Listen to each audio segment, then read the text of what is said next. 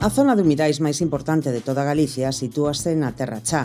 A chaira da cunca alta do Miño e o seu terreo arxiloso fixo que os pequenos ríos se ramificasen e orixinasen zonas encharcadas e lagoas que conforman o complexo húmido da Terra Chá, pertencente á Rede Natura 2000 de Galicia. En Cospeito, cerca do cauce do Miño e o seu afluente Támoga, está a lagoa máis grande da comarca, a Lagoa de Cospeito. Unha zona de grande diversidade ecolóxica e refuxo de multitude de especies como o ánade real, a cerceta ou a garza. As augas da lagoa acollen anfibios, réptiles ou mamíferos como a ras de San Antonio, os mexillóns de río ou nutrias e corzos.